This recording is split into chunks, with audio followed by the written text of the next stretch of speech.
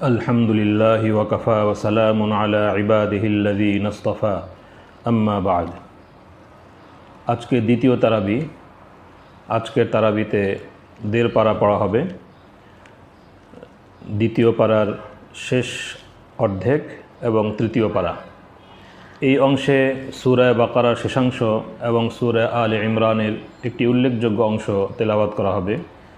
এই অংশে অনেক ঈমানগত, আকীদাগত, বিধানগত এবং স্বভাব চরিত্রগত অনেক বিধান, অনেক শিক্ষা এবং নির্দেশনা রয়েছে, যে শিক্ষা এবং নির্দেশনাগুলো ধীরে ধীরে জানা এবং সেগুলো সুন্দরভাবে নিজের জীবনে বাস্তবায়িত করার চেষ্টা করা মুমিনের কর্তব্য। তো ২০৪ নম্বর আয়াত থেকে আজকের তারাবির তেলাওয়াত শুরু হবে। আয়াতটি হলো ওয়ামিনান নাসি মান ইউজিবুকা কাওলুহু ফিল হায়াতিদ দুনিয়া ওয়া ইউশহিদুল্লাহা আলা মা ফি কলবিহি ওয়া হুয়া আলাদ্দুল খিসাম। অর্থাৎ কিছু মানুষ এমন আছে পার্থিব জীবন সম্পর্কে যার কথা আপনাকে মুগ্ধ করে, আর তার অন্তরে যা আছে সে ব্যাপারে আল্লাহকে সাক্ষীও বানায়, অথচ সে আপনার শত্রুদের মধ্যে সর্বাপেক্ষা কট্টর। কোন কোন রিওয়ায়াতে আছে যে আখনাস ইবনে শরীক নামক এক লোক মদিনা মুনাওয়ারা এসেছিল এবং নবী সাল্লাল্লাহু আলাইহি ওয়াসাল্লামের কাছে এসে অনেক সুন্দর সুন্দর কথাবার্তা সে বলেছিল, আল্লাহকে সাক্ষী রেখে নিজের ঈমান আনার কথাও প্রকাশ করেছিল, কিন্তু ফিরে যাওয়ার সময় সে পথে মুসলমানদের ফসলে অগ্নিসংযোগ করে, তাদের গবাদি পশু জবাহ করে ফেলে। তো তার প্রতি লক্ষ্য করেই এই আয়াত নাজিল হয়েছিল, যদিও এটা সব রকমের মুনাফিকের জন্যই প্রযোজ্য। এরপরে ২০৭ নম্বর আয়াতে আল্লাহ তাআলা খাঁটি মুমিনদের বৈশিষ্ট্য উল্লেখ করে ইরশাদ করেছেন, ওয়ামিনান নাসি মান ইয়াশরি নাফসাহু ইবতিগাআ মারদাতিল্লাহ আল্লাহু রাউফুম বিল ইবাদ। অর্থাৎ কিছু মানুষ এমনও রয়েছেন যারা আল্লাহ সন্তুষ্টির জন্য নিজের প্রাণকে বিক্রি করে দিয়েছেন। আল্লাহ তাআলা এরূপ বান্দাদের প্রতি অতি দয়ালু। তো এখানে ওই সকল সাহাবীর কথা বলা হয়েছে যারা ইসলামের জন্য নিজেদের প্রাণ কোরবান করেছিলেন। মুফাসসিরগণ দৃষ্টান্ত হিসেবে উদাহরণস্বরূপ কয়েকজন সাহাবীর নামও উল্লেখ করেছেন। তো মূলত আজকের তেলাওয়াতের শুরু হচ্ছে যে মুমিন এবং মুনাফিক দুই রকমের মানুষের বৈশিষ্ট্য আলোচনা করে, এবং এই আলোচনা শুরু থেকে চলে আসছে। সূরা বাকারায় আমরা শুনেছি যে মুমিনদের বৈশিষ্ট্য আল্লাহ পাক উল্লেখ করেছেন, কাফিরের বৈশিষ্ট্য উল্লেখ করেছেন, মুনাফিকের বৈশিষ্ট্য উল্লেখ করেছেন, এবং এই সকল কাফির মুনাফিকের বৈশিষ্ট্য উল্লেখ করার পিছনে উদ্দেশ্য হলো যেন মুমিনগণ ওই সকল বৈশিষ্ট্য থেকে আত্মরক্ষা করেন, নিজেকে, নিজের স্বভাব চরিত্র, নিজের জীবন ও কর্মকে তা থেকে মুক্ত ও পবিত্র করার চেষ্টা করেন, এবং খাঁটি মুমিন যারা আল্লাহ পাকের প্রিয় পাত্র তাদের বৈশিষ্ট্যসমূহ অল্প অল্প করে হলেও অর্জন করার চেষ্টা করতে থাকেন। তো এই প্রসঙ্গে মুমিন এবং মুনাফিকের কথার পরে আল্লাহ তাআলা আদেশ করেছেন, এবং সেই বিখ্যাত আয়াত ইয়া আইয়ুহাল্লাযীনা আমানু দুখুলু ফিস-সিলমি কাফাহ ওয়া লা তাত্তাবিউ খুতুওয়াতিশ শাইতান ইন্নাহু লাকুম আদুউম মুবিন।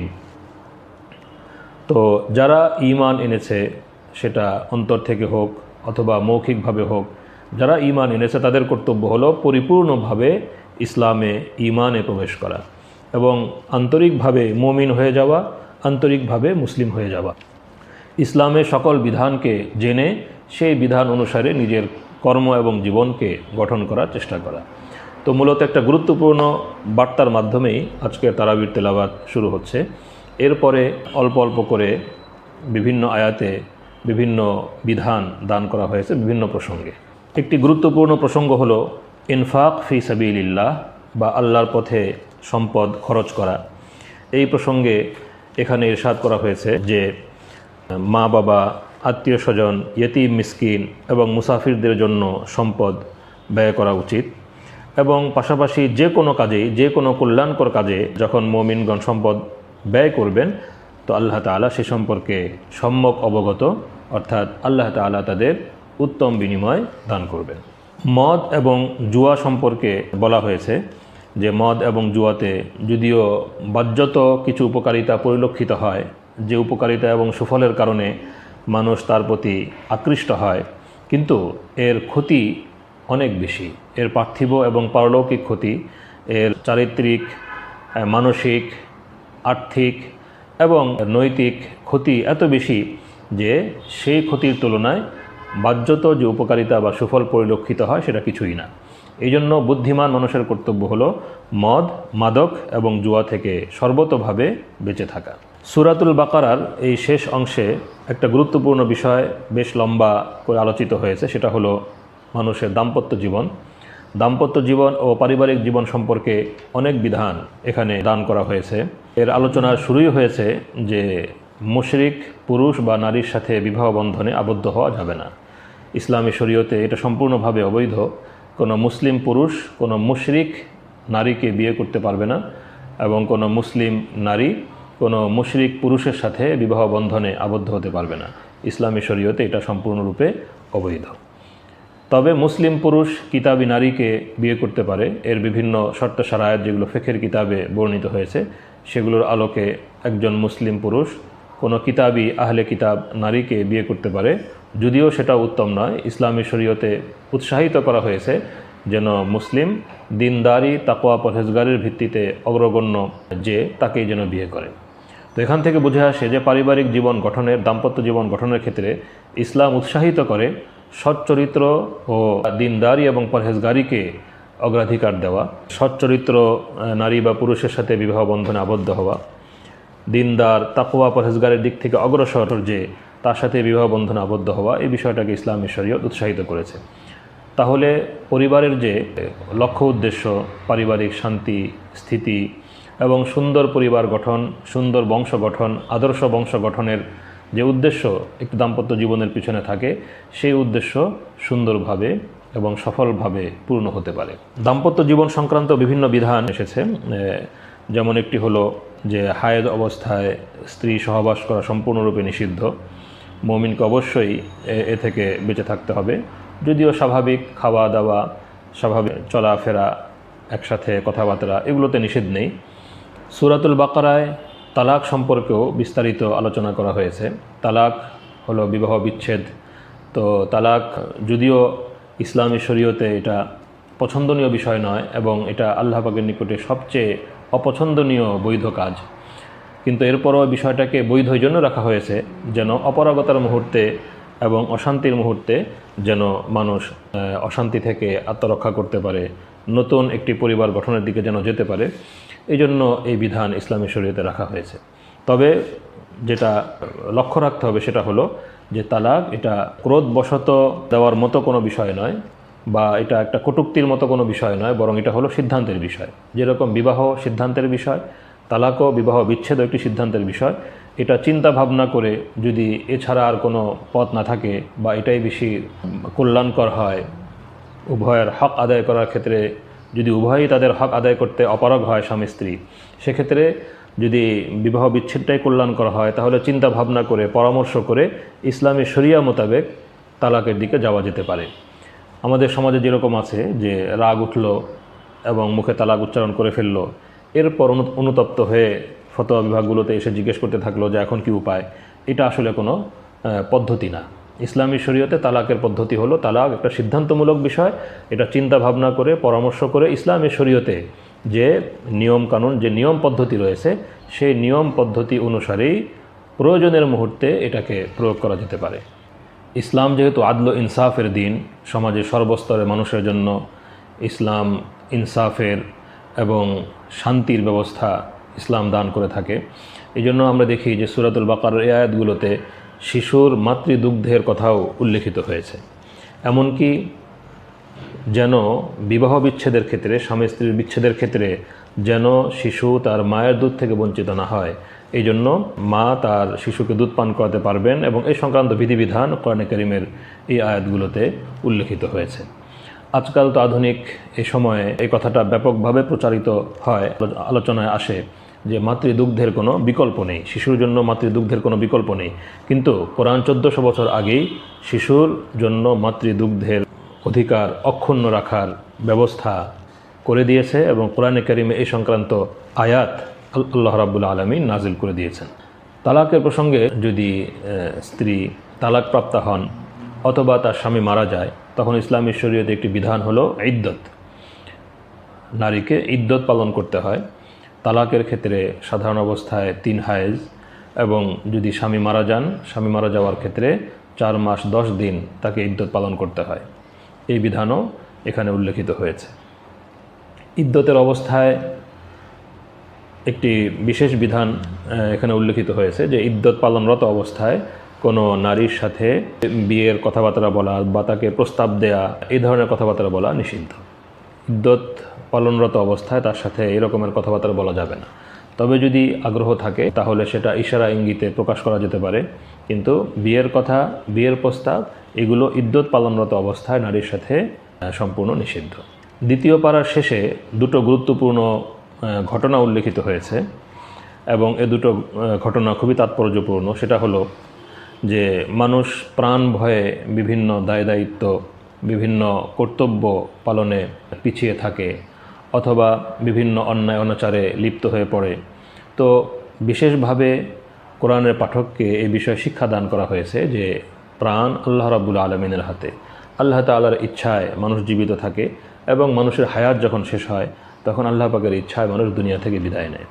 এখানে সে বিভিন্ন কৌশল করতে পারে, প্রাণ রক্ষার জন্য বিভিন্ন ব্যবস্থা গ্রহণ করতে পারে, কিন্তু সেই ব্যবস্থা আল্লাহ পাকের ইচ্ছায় কার্যকর থাকে। যে পর্যন্ত আল্লাহ পাক একজন মানুষের বেঁচে থাকার সিদ্ধান্ত নেন ওই পর্যন্ত একজন মানুষ বেঁচে থাকতে পারে।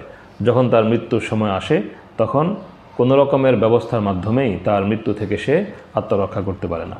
এখানে একটি ঘটনা 243 নম্বর আয়াতে যে ঘটনা উল্লেখিত হয়েছে যে আগের যুগের কিছু মানুষ তারা মৃত্যু থেকে বাঁচার জন্য, তাদের অঞ্চলে মহামারী ছড়িয়ে পড়েছিল, তারা মৃত্যুর হাত থেকে বাঁচার জন্য ঘরবাড়ি থেকে বের হয়ে গিয়েছিল। তাদের সংখ্যা ছিল হাজার হাজার।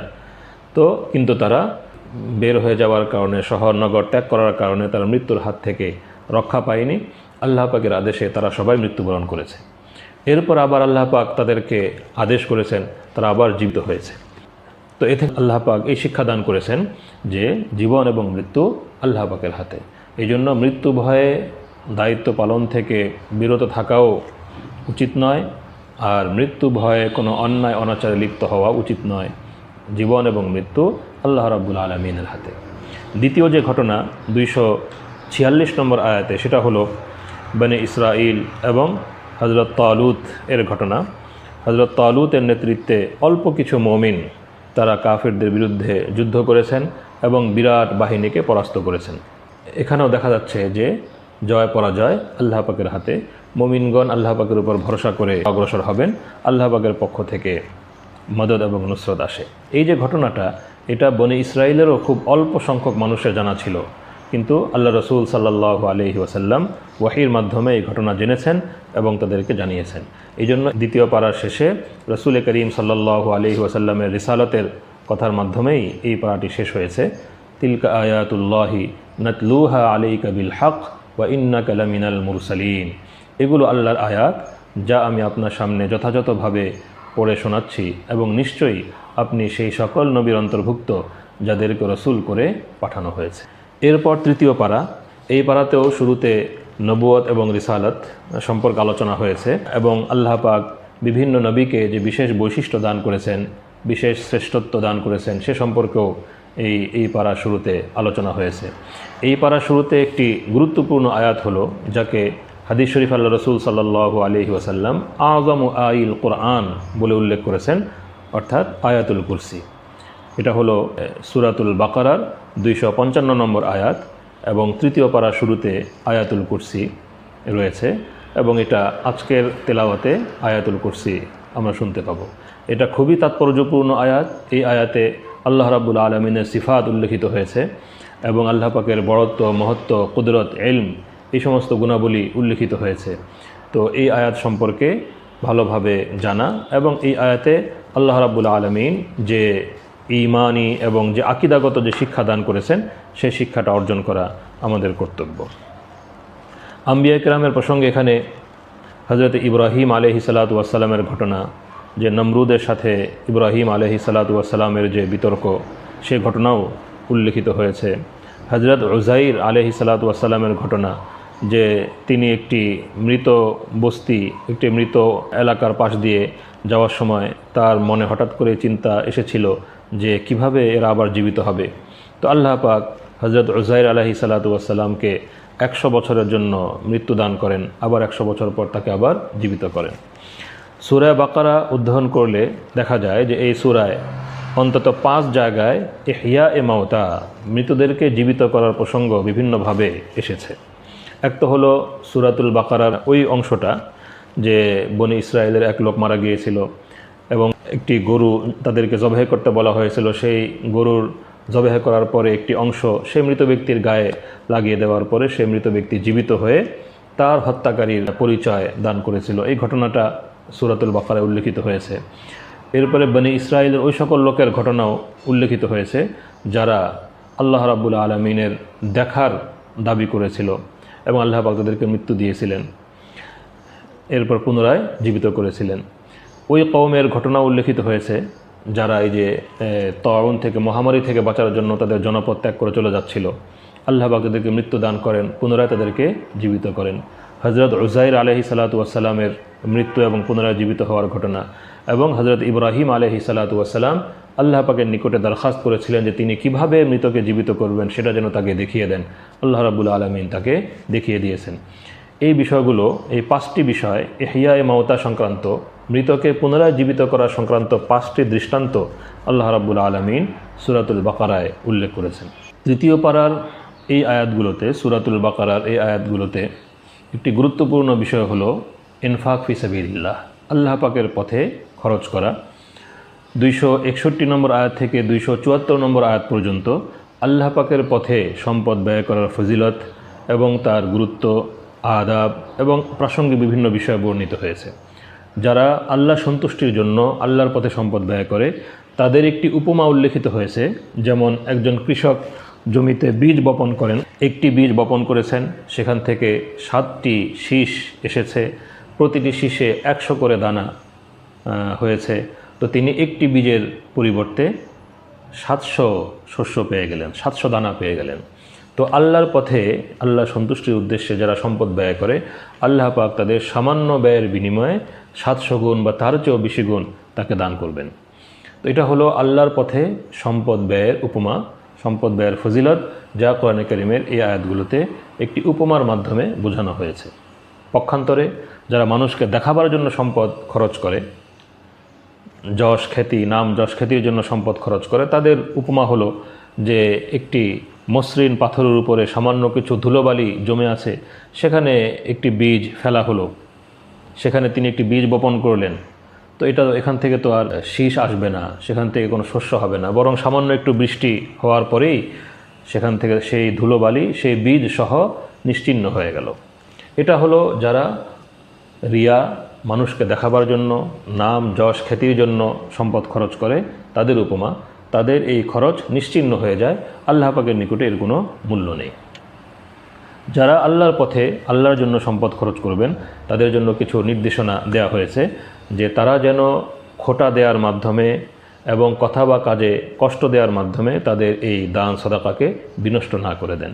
দান সাদাকা করা হলো, কিন্তু এরপর যদি খোটা দেওয়া হয়, এরপর যদি কষ্টদায়ক কোনো কথা বা আচরণ প্রকাশ করা হয়, তাহলে এই দানের মাহাত্ম্য থাকে না, এই দানের ফজিলত থাকে না, এর কোনো গুরুত্ব এবং এর কোনো প্রাপ্তি আর থাকে না, এটা সম্পূর্ণরূপে বিনষ্ট হয়ে যায়। এই জন্য যারা দান করবেন তারা তাদের দানকে রক্ষা করার জন্য চেষ্টা করবেন। আর দান এটা প্রকাশ্য হতে পারে, অপ্রকাশ্য হতে পারে। যখন প্রকাশ্যে দান করা ভালো তখন প্রকাশ্যে দান করা যায়, যখন অপ্রকাশ্যে দান করা ভালো তখন অপ্রকাশ্যে দান করা যায়। তবে উভয় ক্ষেত্রে প্রেরণা থাকবে আল্লাহ রাব্বুল আলামিনের সন্তুষ্টি। তো দান সাদাকা সংক্রান্ত এই মৌলিক নীতি ও নির্দেশনার পর যে বিষয়টি আলোচিত হয়েছে সেটা হলো রিবা বা সুদ। ইসলামী শরীয়তে এটা মারাত্মক হারাম, খুব কঠিনভাবে নিষিদ্ধ, এবং রিবা থেকে অবশ্যই মুসলমানদেরকে বাঁচতে হবে, আত্মরক্ষা করতে হবে। রিবা সম্পর্কে খুব কঠিনভাবে আল্লাহ রাব্বুল আলামিন কোরআনে কারীমের এই আয়াতগুলোতে রিবা বা সুদকে নিষিদ্ধ ঘোষণা করেছেন। দান সাদাকার পাশাপাশি রিবার উল্লেখ থেকে একটা গুরুত্বপূর্ণ বিষয় বুঝে আসে যে দান সাদাকা এরপরে আল্লাহ তাআলা কোরআনে কারীমের এই আয়াতগুলোতে রিবার কথা উল্লেখ করেছেন। আসলে দান সাদাকা এবং রিবা সম্পূর্ণ ভিন্ন দুটি ব্যবস্থা। দান সাদাকা এটা আল্লাহর নিকটে পছন্দনীয়, রিবা আল্লাহ পাকের নিকটে নিষিদ্ধ, আল্লাহ পাকের নিকটে খুব ঘৃণিত, ঘৃণ্য। দান সাদাকা এটা পরোপকার এবং অন্যের উপকারের মানসিকতা থেকে এটা হয়ে থাকে। দান সাদাকার মধ্যে ত্যাগ এবং কোরবানির প্রেরণা থাকে। পক্ষান্তরে রেবা বা সুদ এটা এর পিছনে দুনিয়ার অর্থ সম্পদের লালসা, অর্থকে কুক্ষিগত করার প্রেরণা, অন্যকে শোষণ করার প্রেরণা, এই সকল বিষয় খুব গভীরভাবে কার্যকর থাকে। এই জন্য দান সাদাকা এবং রেবা সম্পূর্ণ ভিন্ন দুটি ব্যবস্থা। আল্লাহ রাব্বুল আলামিনের কাছে দান সাদাকা পছন্দনীয় এবং রেবা বা সুদ সম্পূর্ণরূপে ঘৃণ্য ও পরিত্যাজ্য। সূরা বাকারার শেষের দিকে 282 ও 283 নম্বর আয়াতে ঋণের কারবার সম্পর্কে নীতি ও নির্দেশনা দেয়া হয়েছে। বলা হয়েছে যে যদি ঋণের কারবার করা হয় তাহলে সেক্ষেত্রে অবশ্যই সেটা লিখিতভাবে হওয়া উচিত, লিখিত ডকুমেন্টস থাকা উচিত। যদি সফর ইত্যাদির কারণে কোনো অপারগতার কারণে লেখার বন্দোবস্ত করা না যায় তাহলে সেক্ষেত্রে কোনো কিছু বন্ধক রাখা যেতে পারে, বন্ধকের ভিত্তিতে ঋণ নেওয়া যেতে পারে। এবং এরপরে আল্লাহ রাব্বুল আলামিনের বড়ত্ব মহত্ব এবং মানুষকে আল্লাহ পাকের সামনে হাজির হতে হবে এবং তাদেরকে তাদের সকল কর্মের হিসাব আল্লাহ পাকের সামনে দিতে হবে, এই কথা আল্লাহ পাক মুমিনদেরকে বিশেষভাবে স্মরণ করিয়ে দিয়েছেন। শেষ দুই আয়াত অর্থাৎ 285 এবং 286 নম্বর আয়াতে অনেক ঈমানি কথা এবং অনেক তাকওয়ার কথা আল্লাহ রাব্বুল আলামিন ইরশাদ করেছেন এবং একটি বিশেষ দোয়ার মাধ্যমে এই সূরা সমাপ্তি হয়েছে। সূরা বাকারার এই শেষ দুই আয়াত সম্পর্কে অনেক ফজিলত হাদিস শরীফে বর্ণিত হয়েছে। হযরত আবু মাসউদ আল বদরি রাদিয়াল্লাহু আনহু থেকে বর্ণিত হয়েছে, নবী সাল্লাল্লাহু আলাইহি ওয়াসাল্লাম বলেছেন, মান ক্বারাআ বিল আয়াতাইন মিন আখিরি সূরাতিল বাকারা ফি লাইলা কাফাতাহ। যে ব্যক্তি রাতে সূরা বাকারার শেষ দুটি আয়াত পাঠ করবে তো এই দুই আয়াত তার জন্য যথেষ্ট হবে। এটা সহিহ বুখারীর হাদিস, 5900 নম্বর হাদিস। সাঈদ ইবনে জুবাইর রহমতুল্লাহ আলাইহি থেকে মুরসাল সনদেও হাদিসটি বর্ণিত হয়েছে। তাতে আরও আছে, তোমরা নিজেরাও আয়াত দুটি পাঠ করো এবং তোমাদের স্ত্রী ও সন্তানদেরকেও তা শিক্ষা দাও, কারণ তা হচ্ছে কোরআন, রহমত ও দুআ। ফাকরাউহুমা ওয়া আল্লিমুহুমা আবনাআকুম ওয়া নিসাআকুম ফাইন্নাহুমা কুরআনুন ওয়া সালাতুন ওয়া দুআ। তো এই জন্য সূরা বাকারার এই শেষ দুই আয়াত খুবই তাৎপর্যপূর্ণ।